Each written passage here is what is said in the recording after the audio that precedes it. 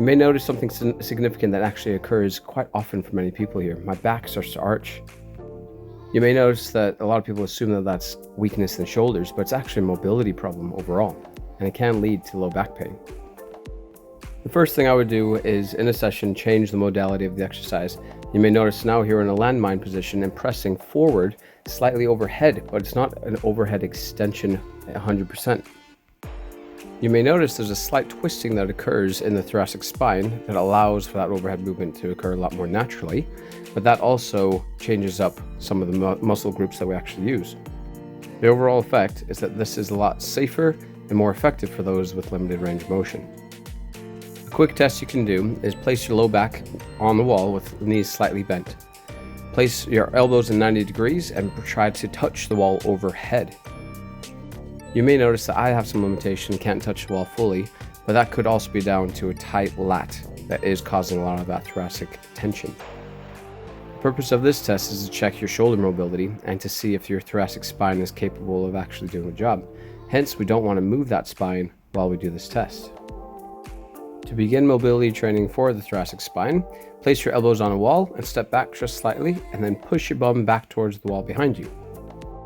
This is a passive stretch that's going to support you to get into that full range of motion for an overhead press.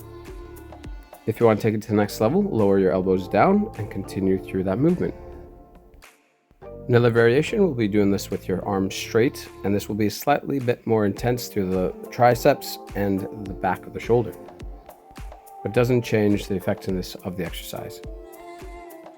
Another one of my favorite exercises is a bench thoracic opener, which is, as you can see, elbows on a bench, hands holding an object, but if you don't have one, don't worry, and pressing the chest to the floor as you fully extend and flex the elbow.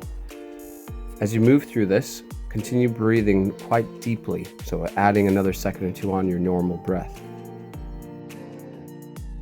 The third exercise I would give you would be an additional thoracic rotation. Sit on a bench and pinch your legs together. While you inhale, prepare yourself for the rotation, and then as you exhale, rotate. Keep a good squeeze on the bench as you rotate, but do this 3 to 4 times per side, and you will notice that your range of motion will increase significantly. As you return to your overhead pressing, ensure that your glutes and your abs are on if you're standing up tall, and if you're sat down, pressing that low back into the bench will be supportive of your overhead pressing and allow you to do it safely and effectively. If you're interested in learning this new landmine press or any thoracic mobility exercises, give me a shout, book on, and I'll ensure that you do them safely and effectively.